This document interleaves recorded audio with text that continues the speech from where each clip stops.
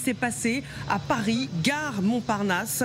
La police a tiré sur un homme menaçant. Raphaël Maillochon du service police-justice de TF1 LCI vient de nous rejoindre. Que sait-on, Raphaël, sur ce qui s'est passé?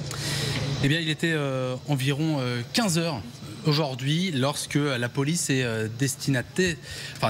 a une information selon laquelle un homme qui circulait à bord d'un train Ouigo reliant Rennes à Paris, ce train arrivait en gare de Montparnasse à 15h02. Les policiers ont été prévenus par le parquet de Créteil dans le Val-de-Marne et le commissariat de Cachan que l'homme avait pour projet d'aller tuer son ex-femme, ses enfants à leur domicile à son arrivée. Donc les policiers se présentent face au train à la rame et ils font face à un homme très menaçant qui a un couteau.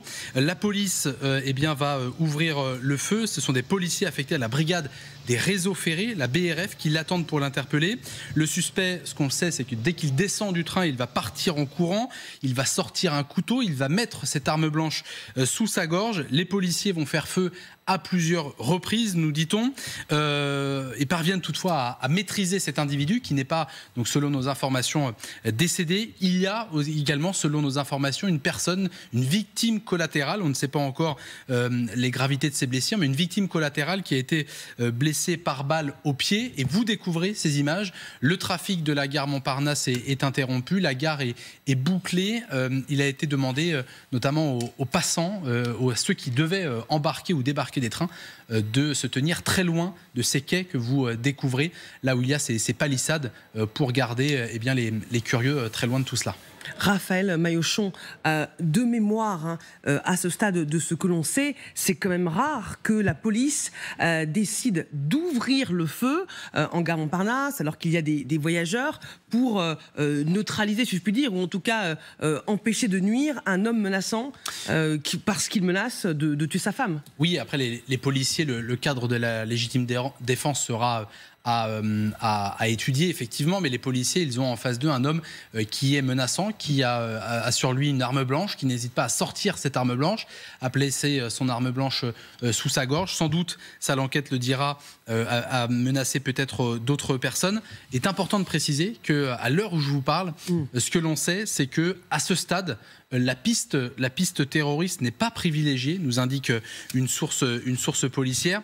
Avec cette information, je le redis, les policiers, ils attendaient un homme dangereux, potentiellement armé, ils n'avaient pas la certitude, mais l'information, elle vient de magistrats, du procureur et notamment d'un commissariat de police. Je rappelle, le parquet de Créteil, le commissariat de Cachan, qui avait l'information comme quoi cet homme armé voulait s'en prendre à sa famille. Ce que l'on sait de lui, c'est qu'il est né en 1981 et il était connu notamment pour des faits de violence conjugale, donc de violence intrafamiliale. Et on précise, si vous nous rejoignez, que c'est une information de dernière minute, que le périmètre autour de la gare Montparnasse a été bloqué. On imagine que le trafic est perturbé, car un policier a décidé de faire usage de son arme pour contrer un homme menaçant. Il avait sorti un couteau, il était connu pour violence conjugale et il prévoyait de tuer sa femme. Et donc ce policier a décidé de réagir pour neutraliser cet homme qui était armé d'un couteau. Au moins un coup de feu a été tiré à la gare Montparnasse, c'est ce qu'annonce le parquet de Paris. Je le disais, Raphaël, c'est quand même rare ce type d'intervention dans le cadre de la foule. Évidemment, le policier savait qu'il y avait cette configuration, mais ça prouve qu'il y avait urgence à intervenir. Oui, urgence à intervenir. Encore une fois, les fonctionnaires, alors, sont des policiers, au-delà de l'entraînement commun, tronc commun, on va dire, de la formation de la police nationale, d'intervenir, de tirer avec son arme administrative, sont des policiers de la BRF, donc la brigade des réseaux franciliens, et qui ont l'habitude d'intervenir. Ils s'entraînent effectivement dans les gares, ils connaissent leur environnement parce que leur cœur du métier, c'est d'intervenir, de faire leur travail de policier dans les gares, SNCF, les métros, la RATP, tout le réseau francilien, donc Paris, la Petite Couronne et la Grande Couronne. Mais effectivement, là, ils ont en face un homme qui, dès qu'il descend de son train à 15h02 très précisément, va avec son arme blanche, de ce qu'on nous dit pour l'instant des premiers résultats qui nous parviennent, tout cela est très chaud, placer cette arme blanche hanche, ce couteau sous sa gorge, avant qu'un policier, nous dit-on, fasse usage de son arme administrative. Le parquet de Paris nous dit que le parquet a été avisé d'au moins un coup de feu, c'est ce que nous dit le parquet, à la gare Montparnasse, et que cet homme était donc, je l'ai dit, connu pour des violences conjugales, et qu'un policier a fait usage, là je cite le parquet de Paris, le policier a fait usage de son arme pour l'interrompre, dans le sens interrompre cet homme qui avait ce couteau placé sous la gorge. Les secours, bien évidemment, sont sur place, et là vous découvrez tout un dispositif classique pour geler cette scène, avec à la fois la police, donc la SUGE, la sûreté de la SNCF, mais également des militaires, vous les découvrez avec leur treillis, des militaires de l'opération Sentinelle qui patrouillent. On a l'habitude de les voir maintenant dans les gares, les lieux publics et les aéroports en France. On imagine que ce qui se passe, l'intérêt de l'opération Sentinelle, du renforcement de la présence policière qui a été voulu aussi par Laurent Nunez, le ministre de l'Intérieur, montre son utilité. Oui, effectivement, montre son utilité. Puis j'ai envie de dire, depuis maintenant plusieurs années, les forces de l'ordre ont l'habitude d'intervenir.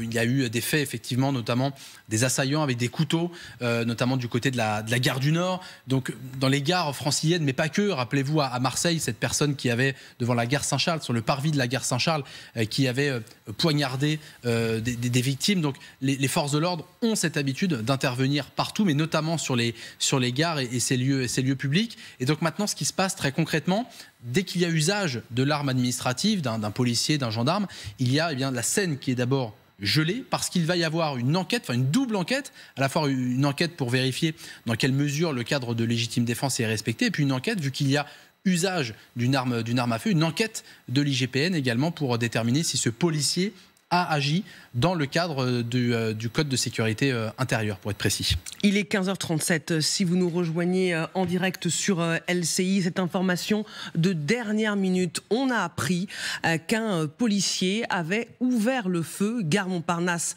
à Paris, un policier qui a tiré sur un homme menaçant, qui avait exhibé un couteau. L'homme était connu pour violence conjugale. Le policier a donc décidé de faire usage de son arme. On sait que, selon les premiers éléments de l'enquête, un coup de feu au moins a été tiré, qu'un périmètre de sécurité a été mis en place sur une partie de la gare. Le trafic est légèrement perturbé, évidemment, une mise en place au vu de la situation. Est-ce qu'on sait à ce stade, Raphaël, où se trouve cet homme désormais, maintenant qu'il a été neutralisé ? Eh bien, il y a eu des secours qui lui ont été portés. Selon notre information, cet homme n'est pas décédé. Vous voyez des camions de la brigade de sapeurs-pompiers de Paris devant la gare Montparnasse.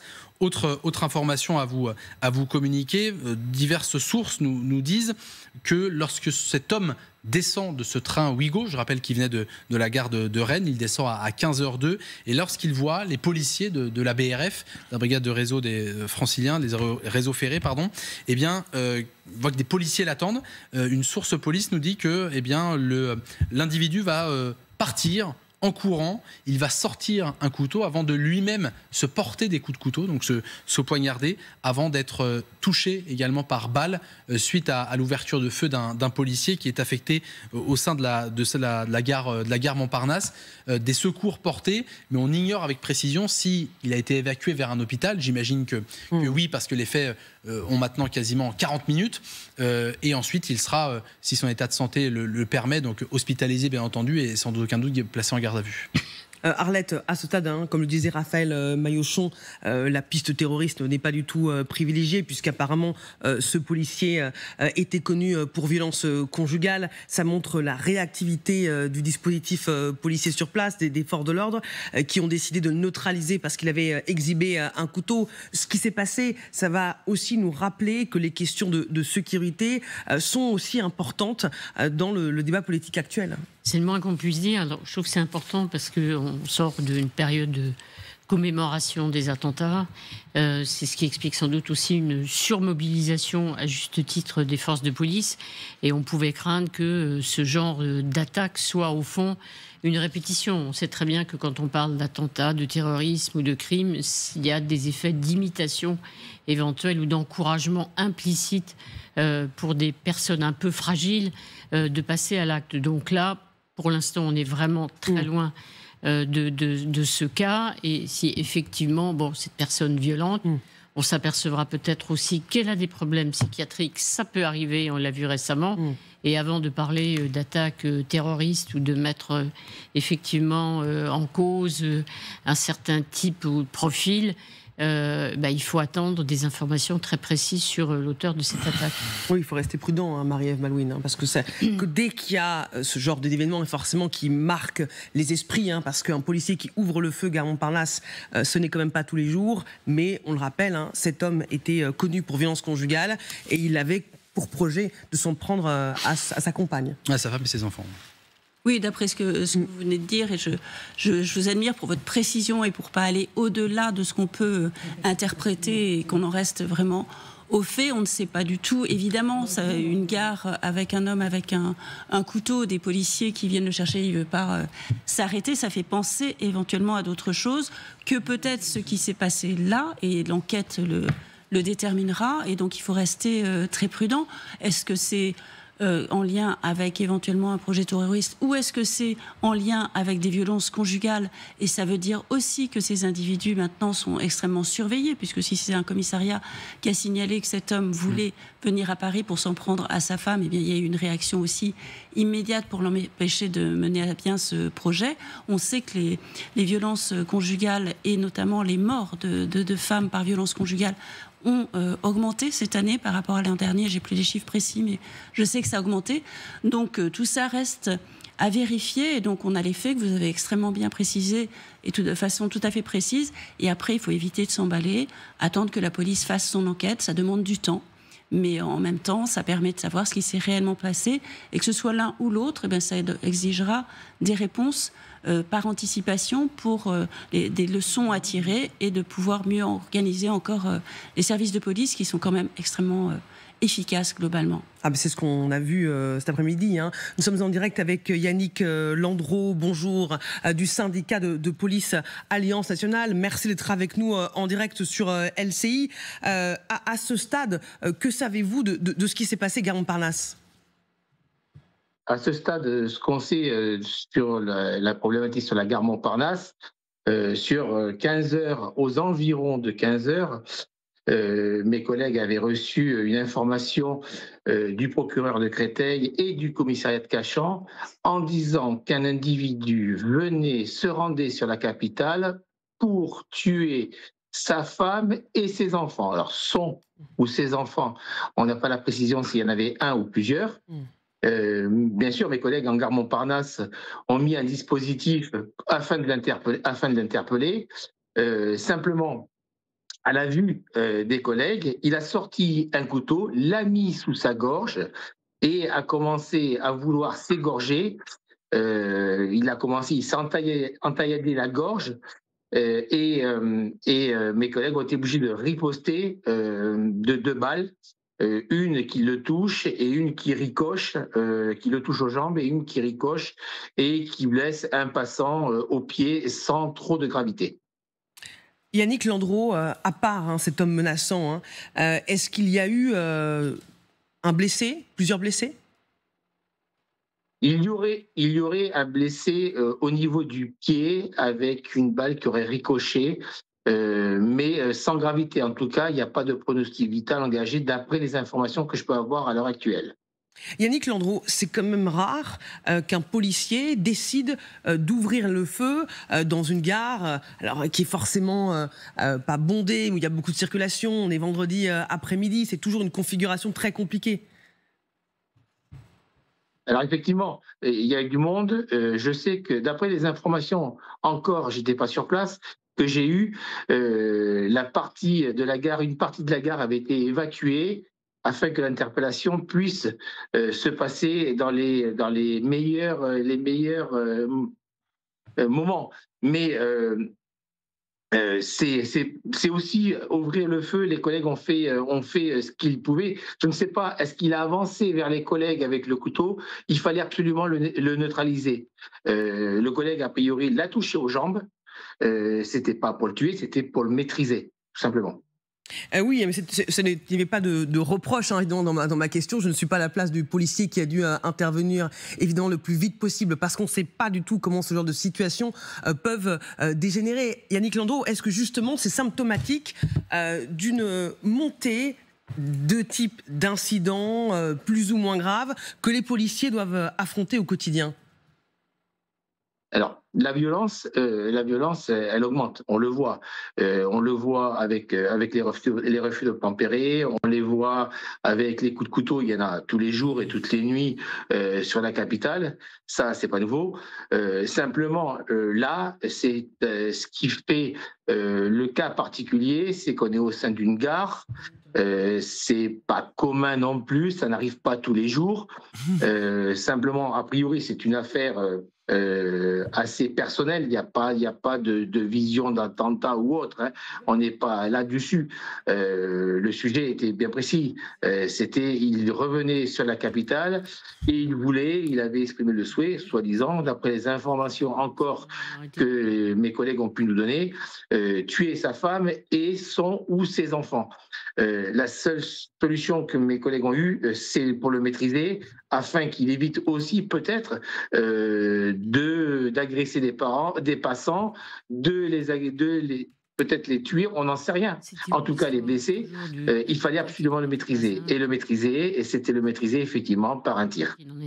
Yannick Landreau, on le disait, hein, un périmètre de sécurité a été mis en place sur une partie de la gare, ce qui perturbe évidemment le trafic. Dans ce genre de cas de figure, combien de temps ça peut durer justement ce périmètre de sécurité en sachant que l'individu menaçant a été neutralisé ? Le périmètre de sécurité peut durer un certain temps et va durer un certain temps parce qu'il va y avoir des services de police qui vont arriver. A priori, le procureur est sur place, d'après ce que j'ai pu entendre. Il va y avoir sûrement peut-être des services de police judiciaire qui vont se rendre sur place. Il faut conserver les traces et indices. Donc, de toute façon, le périmètre va être maintenu pendant un certain temps. Vous dire combien de temps, je ne peux pas vous le dire. Si vous nous rejoignez en direct sur LCI, il est 15h47.